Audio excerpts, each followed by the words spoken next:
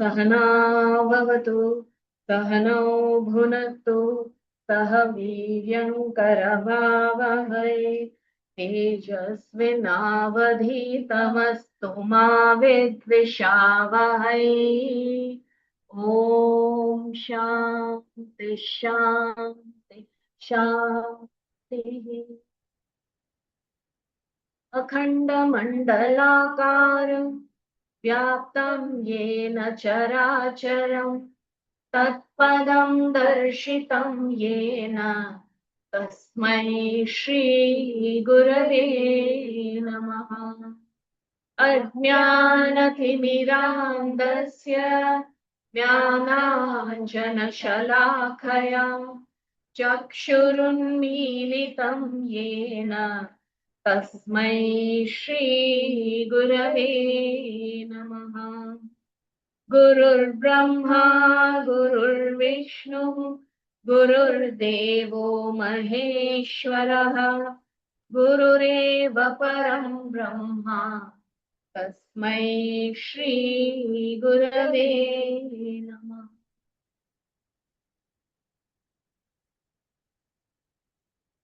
Hari Om.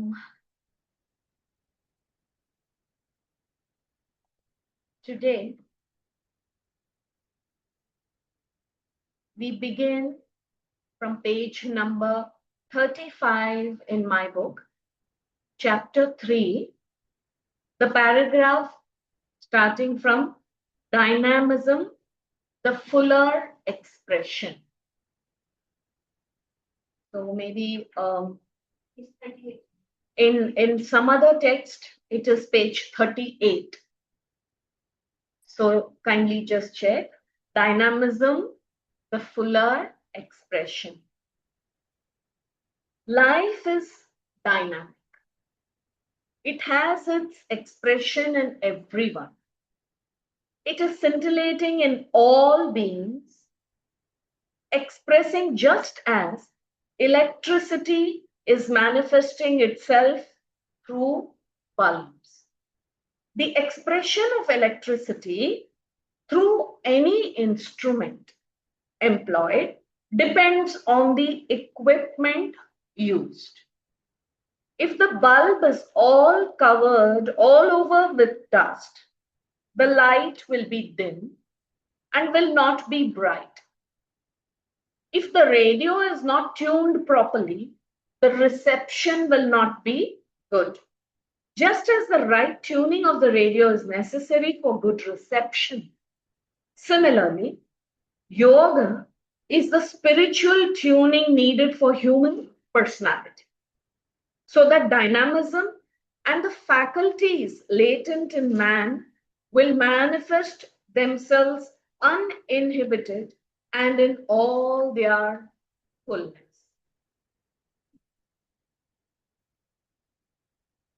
So this tuning is spoken of here. Of the radio is necessary for good reception. Similarly, yoga is the spiritual tuning needed for human personality. This is what Gurudev says here. The faculties or powers, though latent, cannot find expression in a 2-year-old boy because the equipment is not still fully developed. And in an old man, the instrument is worn out and therefore dynamism cannot be seen there. In youth, the dynamism plays in its full force. Its potential is tremendous, limitless almost. The youth can make history, but the dynamism has to be channelized properly in constructive ways. Otherwise, it creates chaos. The dynamism, therefore, requires disciplining. The disciplining is what is called yoga. So here there is a beautiful definition of yoga. What does it say? The disciplining of this energy, the dynamism that we see,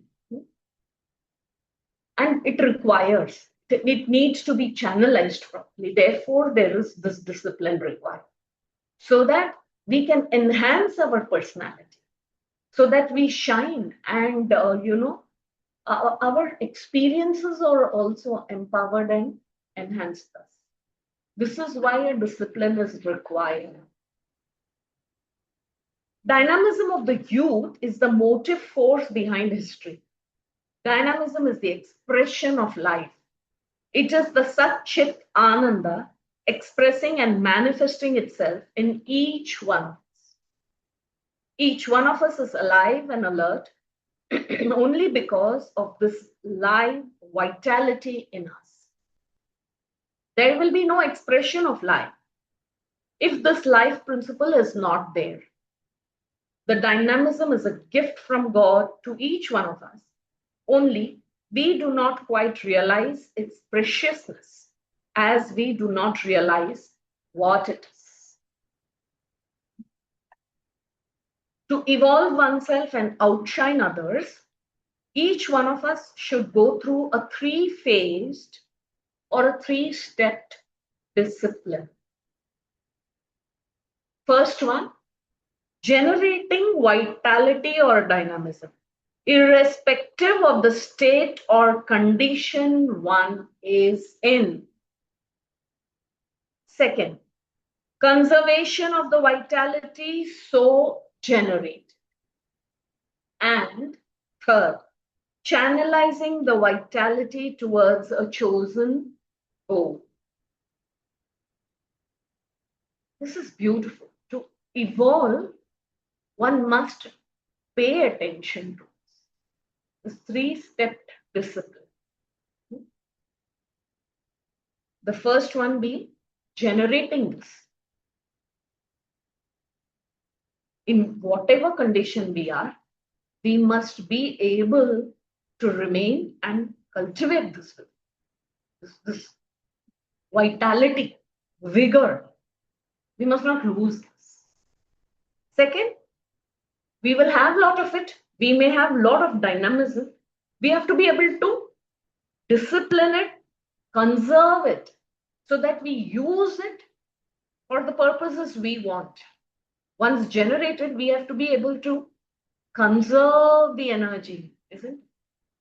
And then channelize it in a way we want towards our chosen goal. And these three can be done. And how it's to be done is the yoga. The energy that is generated and conserved, unless it is directed into the right channels, it will be catastrophic. Ravana, Hiranyakashipu, and Hitler, they were all examples of those who had in them dynamism beyond any comparison.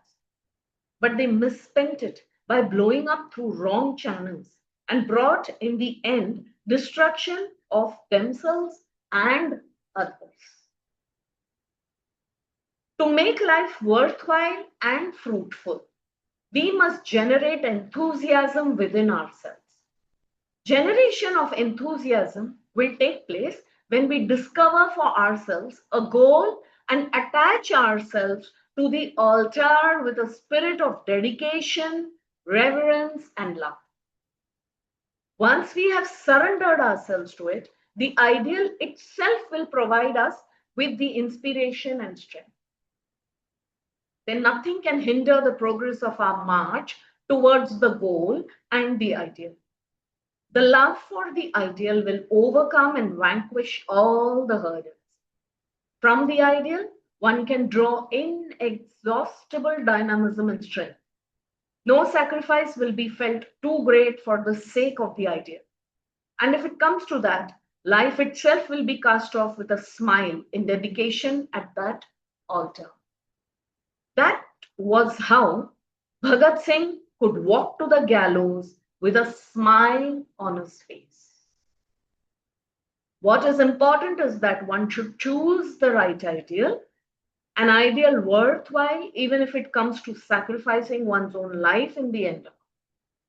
The ideal should be inspiring. It should arouse the spring of activity in us. Thus, the discovering of the ideal is the secret of generating in ourselves dynamism and vitality in its fullness. You would have heard many times. People say, life is what you make out of it. Right? So here, we know we have to have the right idea. We have to choose. And if you don't know, you create one for yourself. Because this is the discovering of the ideal is the secret. Explore, trial and error, contemplate on it, reflect on it. Once you have that goal, then you must, as he says here, that goal itself would be inspiring and give us the strength. Then we must just march ahead. Overcoming all the hurdles. There is going to be hurdles. There is going to be obstacles. But we have to find the dynamism and the strength to overcome.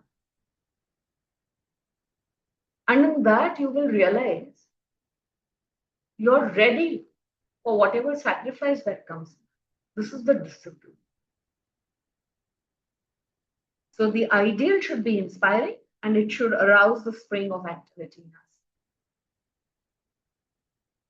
The fatigue that we are feeling in the modern days is not the fatigue of the physical exertion, for the modern conveniences are such as we need not spend energy. For going upstairs, we need not spend energy because lifts are there. All over, we have comforts to economize our precious energy. And yet we complain that we have no energy at all. It's all because of mental unrest, which is the outcome of having no goal to aspire for or to keep in front of us. Our goal is somehow or the other, do the least work and get the maximum. When this negative thought comes, however much we are well looked after, still we be the most unhappy men in the world. So, today more than ever, I see people want to get maximum by doing minimum. And that's why they are most discontent, never happy. We don't realize that the key to happiness is to find ourselves this kind of a goal and dedicate ourselves. Then we cultivate, generate this dynamism. We can conserve it for our purpose. We can spend it for us. There is such a great sense of achievement in it. And this achievement gives you great content. Santushta one feels. I was listening to Gathakar and very beautifully he was explaining. He said, Paap ke lakshan, he was talking in Marathi it was. He said the signs of somebody who is suffering his papa karma is one, is discontent. He is never happy. He is very well read, he has a lot of money, but that sense of fulfillment, that contentment is never there. He's forever seeking something, a new experience. So this is because wrong thinking. Papa means when you go away from the truth of who you are, when you go away from what you're supposed to be, your path is, then you're discontent. You should realize and immediately correct yourself. Because the first, for a spiritual life, if you're a spiritual person, you should seek to be relaxed, to be at peace with yourself first, more than anything. And santosha, it's a value, a virtue to cultivate. Being content with whatever you have. Like masters say, if you're content with what you have, you're the richest person. Then such a person can generate, cultivate. And it's a very sattvic guna to be dynamic. I'm not talking, when we say sattvic, sattva guna is very meditative. The signs of somebody being in, he's inclined to be in sattvic mode, sattvic disposition, is when he is completely alert, meditative, receptive. All these are signs of a sattvic. And he is quiet also. Not that he is restless. People usually think dynamic means you should be full of activity. Full of restlessness is rajoguna, not sattvic. You may be doing a lot of action, but you're not restless. You are relaxed and going about a lot of activity. That is sattvic, that is dynamic. Okay? So here, when somehow we do the least work and want to get the maximum, this is a negative thought. And such a person who's doing little and trying to get maximum, today he might win, tomorrow he might get. But after that, it's not going to happen every day. And especially if he's used to getting all that without any activity, he's become a slave of that. That is why he gets into a lot of negative thoughts. And he is very unhappy. A man's happiness depends not only upon the work in the field in which he is working, but also in his mental climatic conditions or his mental health. This mental health can be maintained only when there is a greater goal in front of us to inspire us. And the higher the goal, the greater is the enthusiasm that inspires us. We discover new resources of energy welling up in ourselves for our pouring out tirelessly into activity in the world. Thus, it is unavoidable that we must have a clearer and more creative goal in our life, so that we may look up to that goal and draw inspiration from it for our actions. When we have got a goal in life, such as nation's prosperity, the country's progress, the goal itself inspires us. And the more it inspires us, the more we find the required energy for tireless activity. In fact, the more you keep doing, you are content and you feel you're closer to the goal. You're not tired. But when tiredness comes and, lack of enthusiasm, the drop in energy level comes about, you must go back and reflect what is happening and change course accordingly. That is required from time to time. So a lot of emphasis on a goal. Our aspirations must be such. While it could express as for the well-being of the world around us, whichever field you are. Also enhancing your own potential, working on your strengths, working on your talents.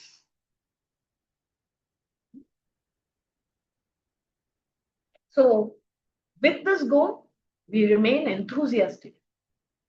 Allow it to inspire and give you the strength. Imagine if each individual is working this and we facilitate for each other to bloom this.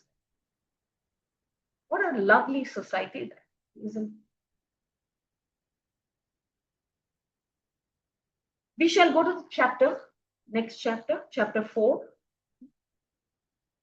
We are going to talk of the conservation of energy. Conservation of energy can be achieved by faithfully following a way of life, subduing all thought agitations of the mind.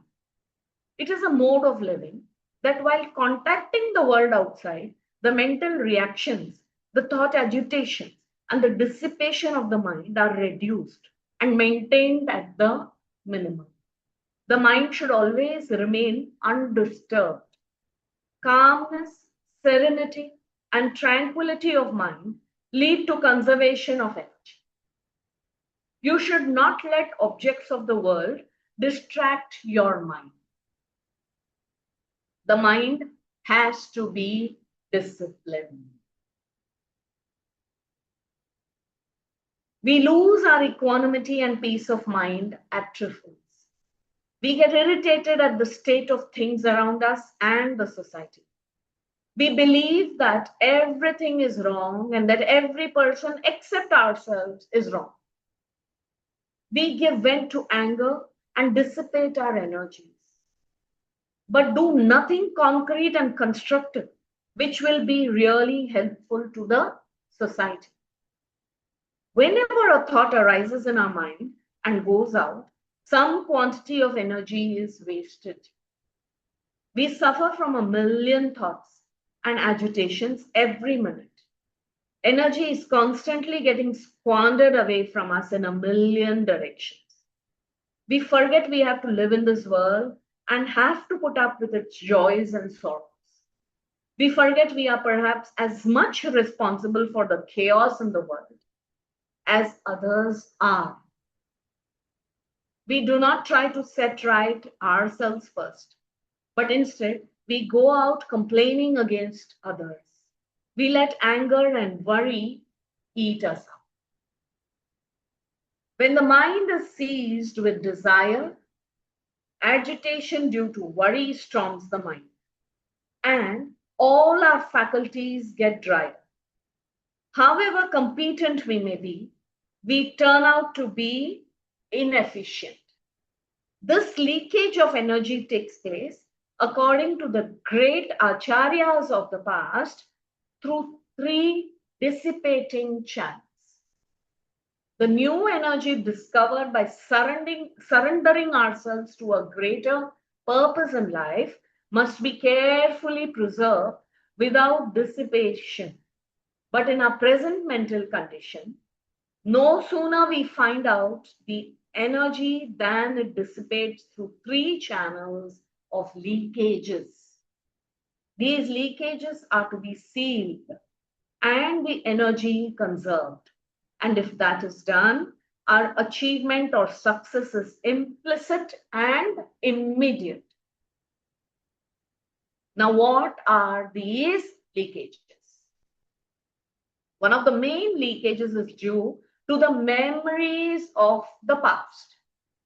A very industrious student decided that he must get a first class and he went on studying for it. But as the examination approached, he said, I will be satisfied with a pass. I don't want this class. When asked what happened, he said, never did I get a first class in the past. How can such a man as myself ever get a first class?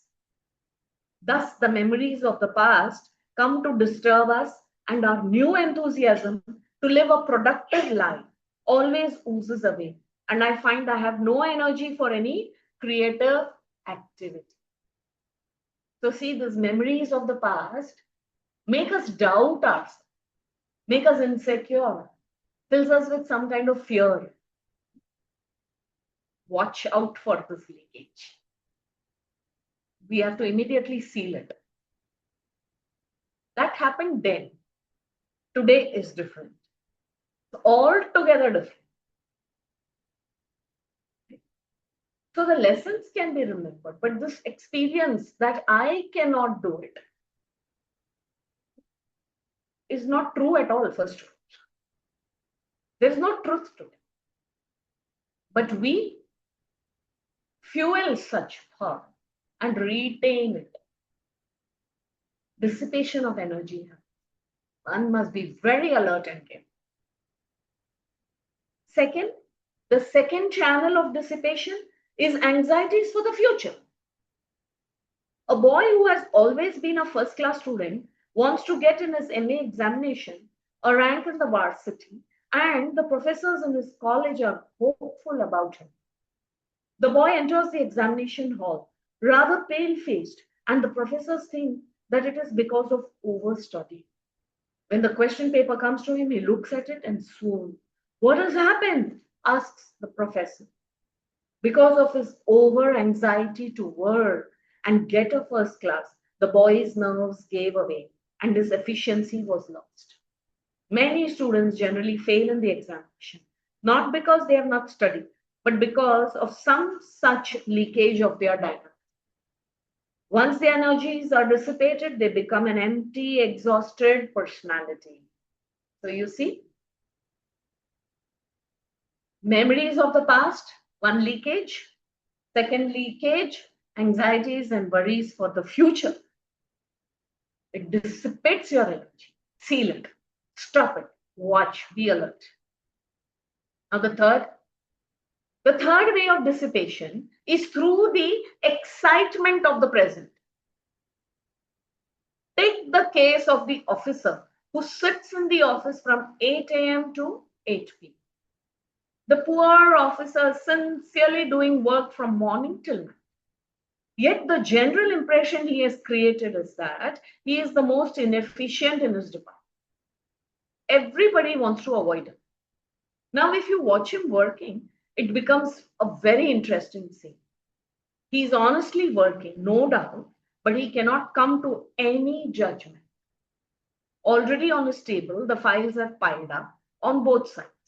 He is worried about the heap of work. At that time, the errand boy comes with another bundle of files and asks where it should be kept. By the time the officer takes up that and tries to work, he sees a red label coming out from a file marked immediate. He is worried about it. So he closes down the file which he has half read. He pulls out the immediate file and starts reading it. By the time he finishes reading it, his mind works back to the old file, while the errand boy has brought another bundle. Now he's worried, he's dejected, he knows not where to begin. There are thus three outlets through which the energies leak out: the regrets of the past, the unintelligent anxieties for the future, and the feverish excitements in the present. Lot of things in the present keep coming. We can really improve our efficiency, and we don't need to be getting restless and talking too much and moving about too much. This shows feverish excitement of the present.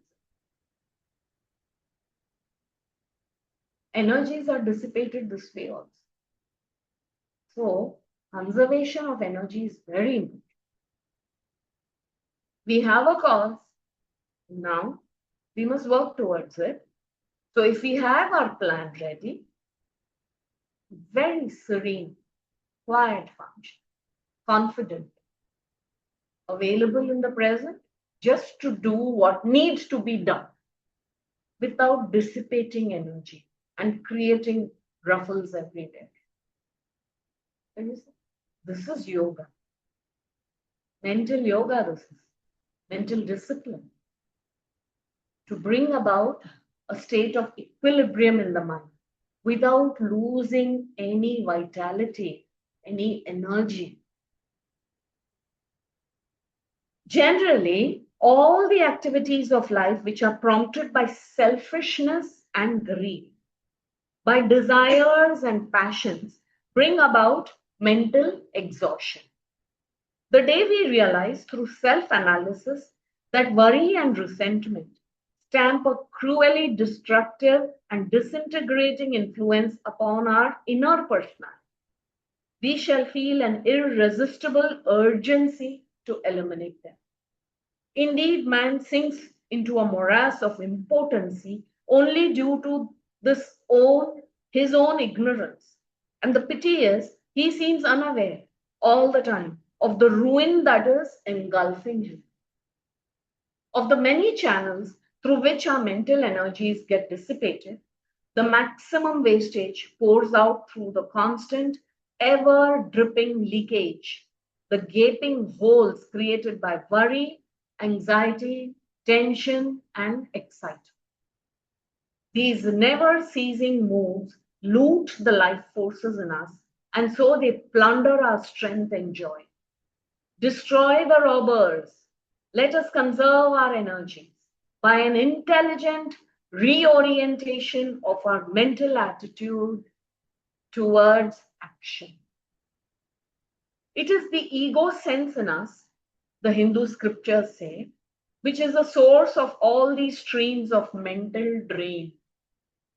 The ego or individuality is but a bundle of memories of the past, anxieties for the future, and excitement in the present. When the ego surrendered at the altar of an ideal, religious or secular, the flowing outlet of dissipation will be halted. Beautiful, isn't it? First of all, generate the vitality with a goal inspiring enough to give you the strength. And then conserve this strength, energy, so that we are using this for the right cause in the right direction. So we have to stop dissipation, conserve this energy, don't waste on unnecessary things.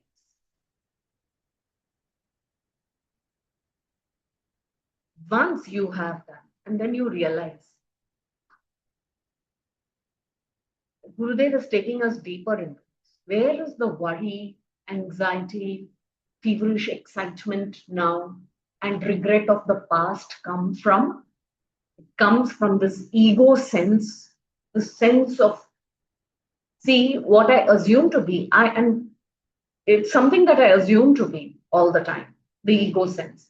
I'm attached to my physical body, I'm attached to my emotions, my mind, my intellect, my principles, my ideas, and who I am. And that keeps changing from time to time, isn't it? The physical body changes every day. Then there is the mind. You know, I used to think differently. I had different set of emotions. In a particular situation, I used to feel one way. Today, I feel differently. So the emotions also are changing. But I am all the time connecting one with the other. And I am creating this, or rather, assuming the sense of who I am. There is the sense of who I am. It's not something permanent, isn't it? My ideas keep changing. So who I see as myself is also all the time changing, evolving. So it's not something permanent. But we forget this. We think that is something permanent, and then our struggle begins. Because if this is what I am, then tomorrow what will I be is a problem. This is what I am, it is because I've always been like this. This is a problem. We don't realize that this ego sense itself is constantly changing. And I don't need to hold it as truth, something final. It's not final. So therefore, this tug of war is there. This constant going forth and going back, which creates a nervous excitement in the present. And this is how energy is wasted, dissipated. This very energy, if I could have put in things that I really wanted for myself, I will get it. That is efficiently using our ego. So here, the energy that has been generated and conserved, unless it is directed into the right channels, it will be catastrophic. Ravana, Hiranyakashipu, and Hitler were all examples. Have I read this already? Or is it mentioned again? Yes. Yes, it is again come.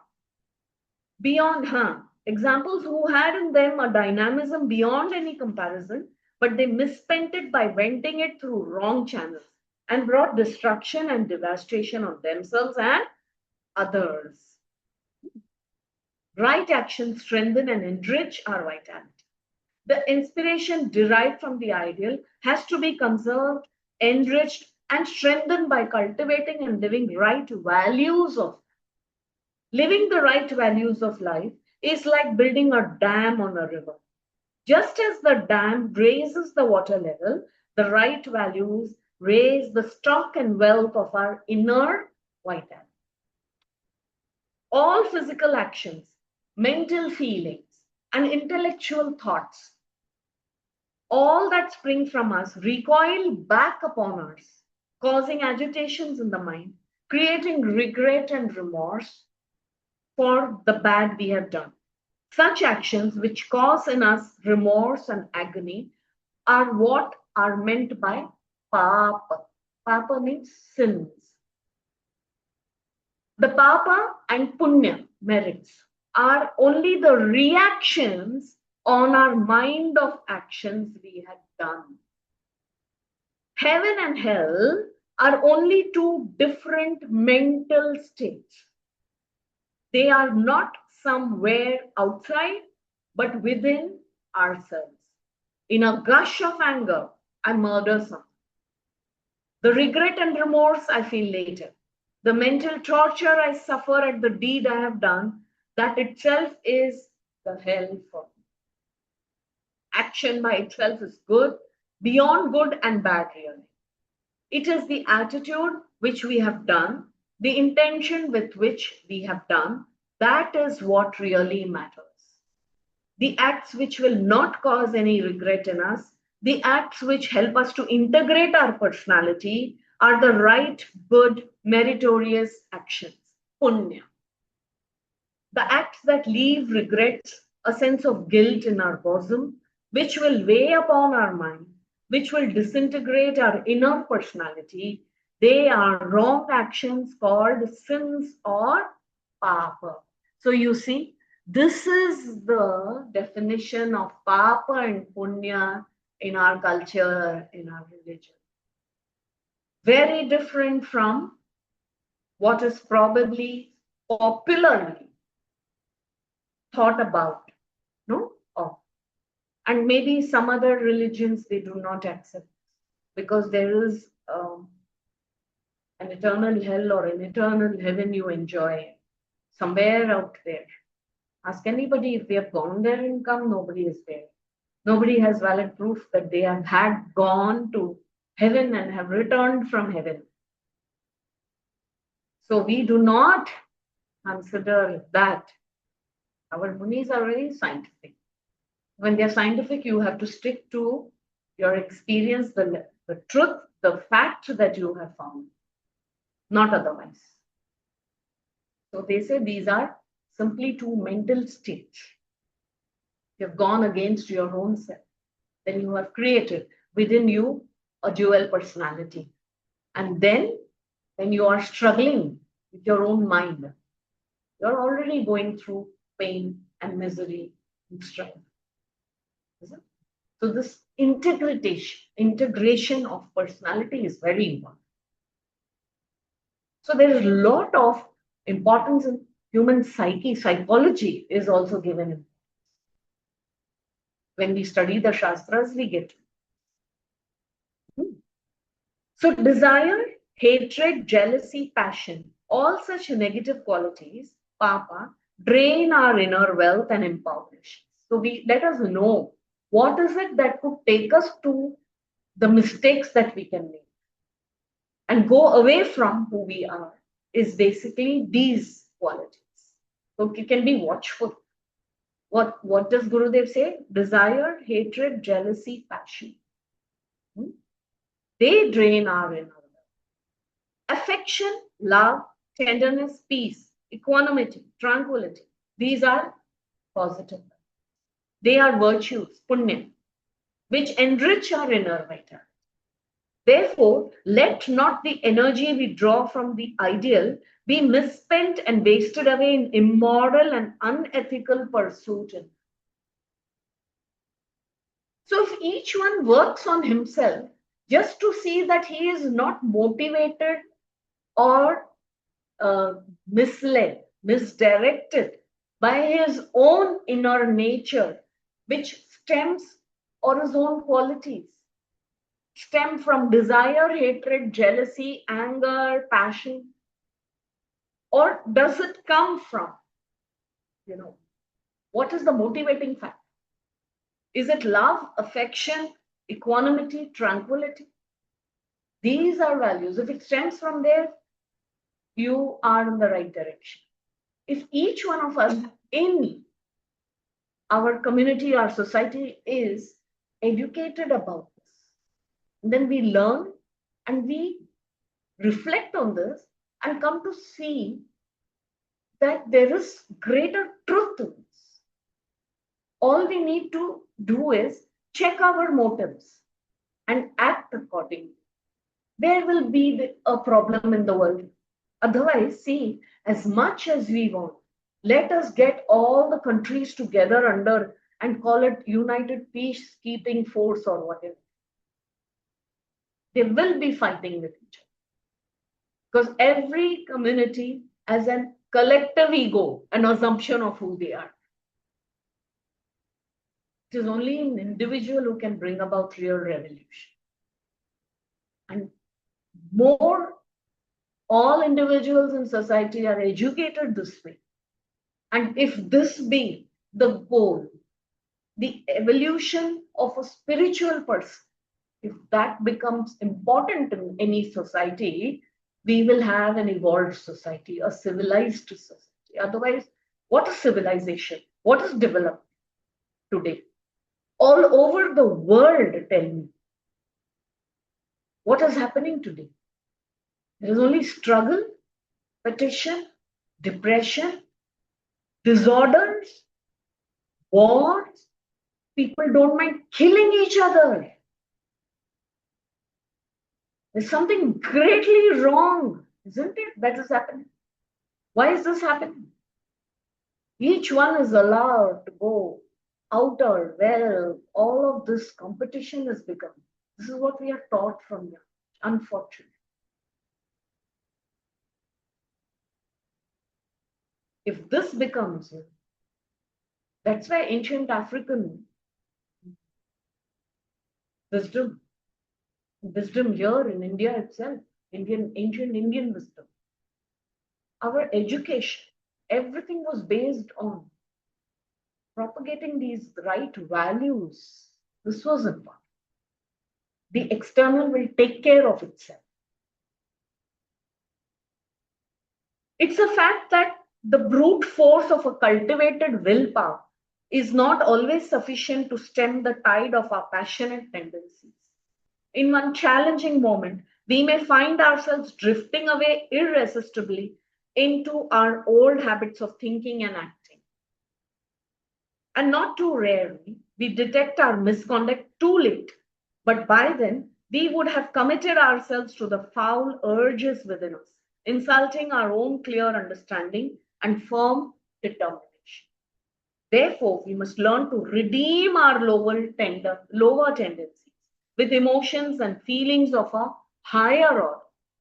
Let us open our head and heart to the enduring perfections and noble thoughts preached and lived by the wise, noble seers of. Such a consistent exposure can strengthen and purify our character. By repression of false tendencies, we can never come out of their clutches.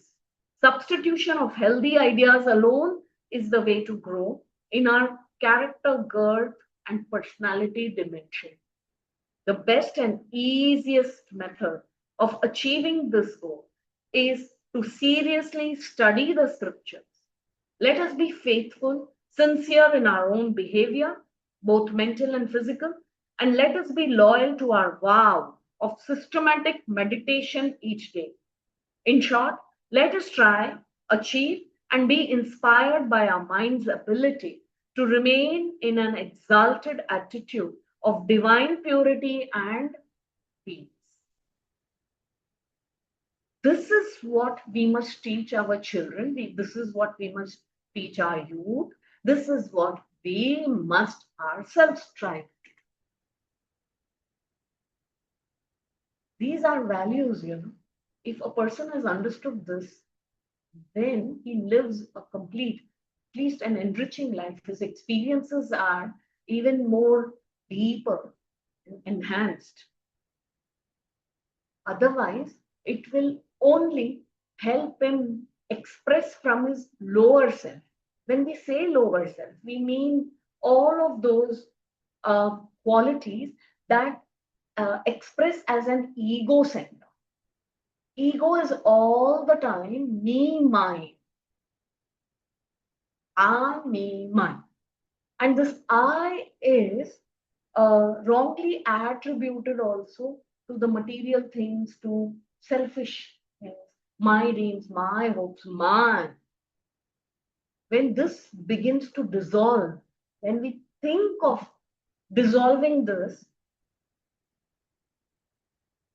to attach ourselves to our own higher self.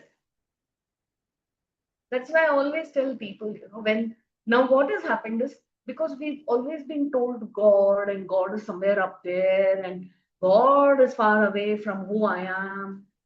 There is a big, huge gap we have created between God and us. Nobody even wants to try to be God-like. Not even an aspiration anymore. Why? Because, oh, that is all you have to be born with. That is if God chooses you. I am just normal. I am a normal human being. What do the Shastras say? Hey, you are that. Divinity is within you. But we don't want to. No. Don't tell me all that. I am a normal human being. And the ones who express all that are made of some other quality. So what do?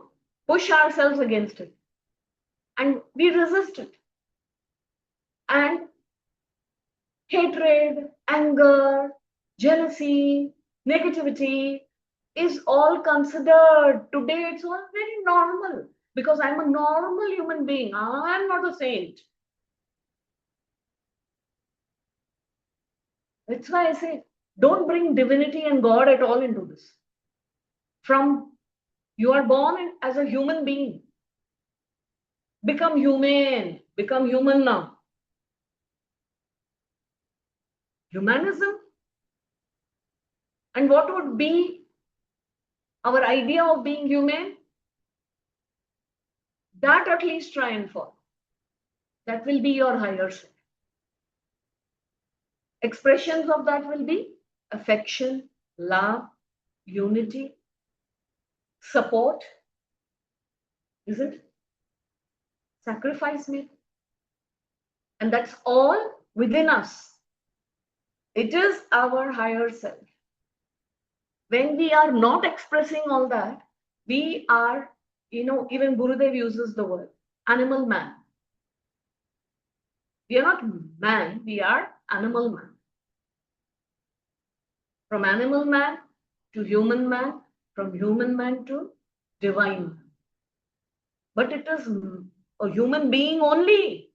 And in our culture, people who have attained to this fullest of their own potential as a human being, we consider Bhagavan. We consider as God, who express this divine self. This divine is, they are just being their natural true self. Your natural true self is godly, is divine. Do not separate the two. For that, what do you have to do? Dissolve the other expressions that come in the way. With understanding, when you read the scriptures, you understand this is not my true nature. It is changing all the time. But what my true self would be, isn't it? Try and attach to that. As Gurudev once said, when asked, objective type of questions we have, isn't it? Gurudev, in 1 minute tell me, in one sentence or in one word you tell me, what is Hinduism? Gurudev said, detaching from your lower self and attaching to your higher self is Hinduism. Because he was also in a rush here to leave. So you see, God realization is self-realization. Self-realization is God realization. So who are you? Who is yourself? How do you express from the truest of yourself, known to you? You start from there. Don't assume anything. When you go closer to expressing from the truth of who you are at peace. That gives you tranquility. That gives you dynamism and vitality. the more you move away from who you truly are, because you're caught up in this world, the world expects something from you. And you have an image of yourself. People have an image of you. And we are all struggling to maintain this image for each other. Struggling in this world to recreate and create images all the time. This is what is illusory. This is in the mind. Sit down and go back to who am I truly? What do I want truly? Go back to that and start working at that, working from there. You will see expressions of that truth only. So don't run away. Don't run away from any responsibility. Oh God, I don't know. Oh God, where is he? Somewhere up in heaven.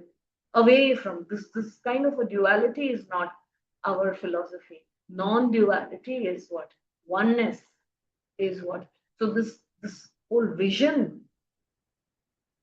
And when one recognizes that truth and one is simply happy expressing from that, and he recognizes the falsity of all the other values he was holding that is attached to the ego self, he begins to drop them. And what a relief, what a release it is.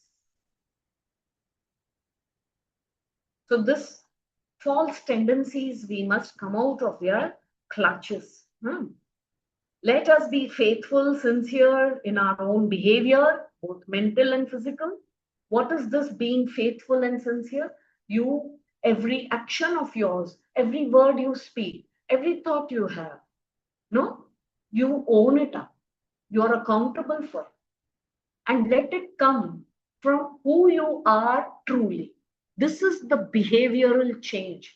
This is the thought change and this is the transformation we must be able to bring about in ourselves. The more we live truly loyal to our vow of who we are. And so meditation helps us with what he says. Okay. So now we go to the source of energy. To sum up, according to the great acharyas, action can be good only when the actor, the individual, has got a great purpose or goal. Having gained that goal or ideal for which we have concentrated all our education, whether it is a political or economical ideal, an ideal that you have chosen according to your own heart, it is not an ideal that somebody has given you, but that which is appealing to you most. Then a new enthusiasm comes to you. And when there is enthusiasm, sincerity, ardor, and consistency of purpose automatically follow. Where there is no enthusiasm or inspiration, consistency of purpose can never be. Thus, once you have got a goal, something higher than yourself, if there is a social vision or a national destiny that moves us forward, we discover within ourselves a new source of energy.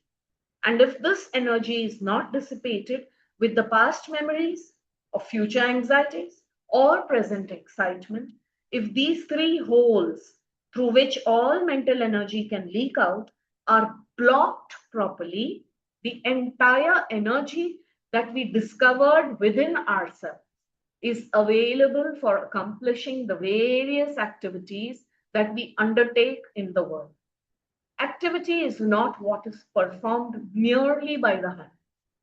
Where we are working with the hand, our heart also must be used. Thus, when the hand is working, if the head and heart are present, there arises a new dynamism of artistic perfection in that undertaking. Isn't it true? No? This is what our hand, our heart, and our head in one direction, aligned to each other. We must have, it is said that our mana, mind, intellect, with vacha, vaka, our speech and our actions must be aligned. What we say, we must practice, we must do. And what we think, we must be able to say. And when what we think and what we say and what we do is perfectly aligned, then it brings about great energy and a great potentiality is expressed, and our destination is reached. We also earn a lot of credibility on the way. When we say something but do not do it, when we are thinking something but we are saying something, what does happen? What happens then? We lose credibility, isn't it? People say, "Arey, she says something but she does something else. We can never make." No, but she was thinking this way, but she never mentioned that. She said something else. She said contrary to what she was. Then can I trust her anymore? Isn't it? So this kind of resolution within us is important. It should find expression this way. Clarity in thought, in speech, and in action. In what we project ourselves to be also must be a true representation. All such artists as have been able to work, putting their head and heart where their hands are working, have discovered the joy of a samadhi, a joy of religious ecstasy, because where the physical, mental, and intellectual personalities become integrated, the individual is nearer the perfection, nearer the actual experience of a welling joy from within. And in that atmosphere of joy, the individual is capable of working the best for himself and for others. When this way, and what happens is mostly things which are mechanically done every day, our heart is not there. I know I have to clean up this place. I know I have to do this bit of cooking. So why the hand is working? Because it is experienced to do chopping the vegetables and cleaning. What happens is my mind is somewhere else. So as I'm chopping, I'm thinking of what next. And it's already gone to do that. Isn't it? In the meantime, some phone call and I'm talking to somebody. So I am working somewhere. My mind has gone somewhere, but I have to speak to somebody at the same time. And very often, we have learned how to fake these conversations. So we continue talking because we know what we need to say and how to put it off for a little more. See how disintegrated we have become in that moment. Catch yourself. Don't let that happen. When you are speaking to somebody, be there completely. When you are chopping your vegetables, be there completely. When every activity of yours is this way, then see what happens. He says, people, they discover a kind of joy. Just being there, doing that thing. In it lies its reward. I don't have to do something to become happy.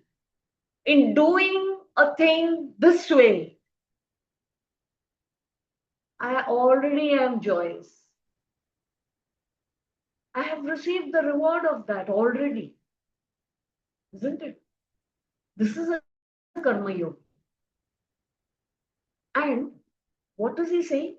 They have discovered this joy is samadhi, where the dhi is in the mode of samatvam, sama, equanimity. There is no dissipation of energy. Whatever energy required for chopping of vegetables is what is used. You are doing heavy work like chopping wood, when whatever energy used for chopping wood is only used and used very well, and you are not tired of. This is a state each one of us can bring about within ourselves. Understand? It is not, if you follow this technique, because this is not empty philosophy. If practiced, you will be able to gain. And here, when we talk of samadhi, understand that we are not saying, yes, there is one samadhi. Moment people say samadhi, you think it is in meditation. That I have to be sitting in one posture, silent, go into meditation, then I attain samadhi. There can be samadhi, the state of pure joy, where you are in complete integration of the intellect, mind, heart, and your body. Doing exactly, activity is happening in such a way that effortlessly it's happening. So, can that happen when you are involved in a game or a sport? Yes, it can happen. Can it happen when you are singing or playing an instrument? It can happen. You know, people go into trances. So, samadhi need not necessarily be only sitting in meditation. Every activity can become a source for samadhi.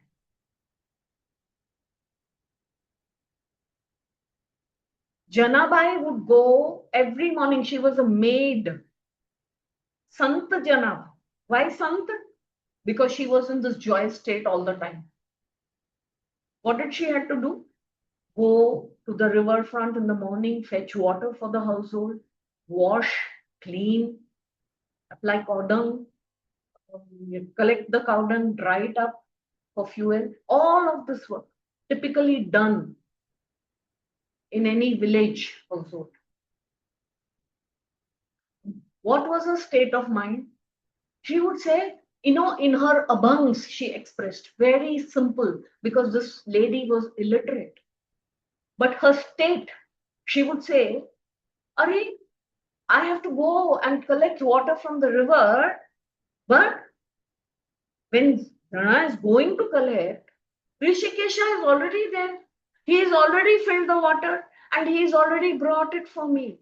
Which means what? Rishikesha is, she's saying effortlessly this has happened, as though it is getting done, as though God is getting done. I'm not doing it.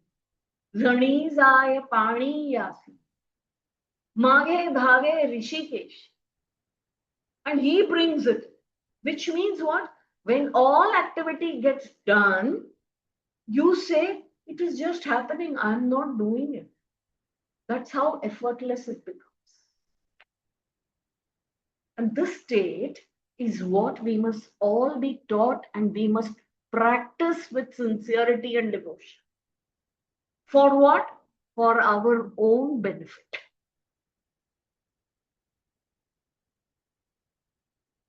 And the importance of it, we must come to realize. Since we do not know, we think, oh, this is all some religious practice. This is for something after retirement. This is like, I have got too many productive things to do today. I don't even know how to become productive, first of all. Till 60, I have exhausted my energies. And then where is the question of becoming productive after? I'm dissipating all my energies because in youth I have it. And I don't know how to channelize it. I don't know how to spend it. I don't know how to conserve it. Waste it. Isn't it? Anyway, we shall conclude here for today.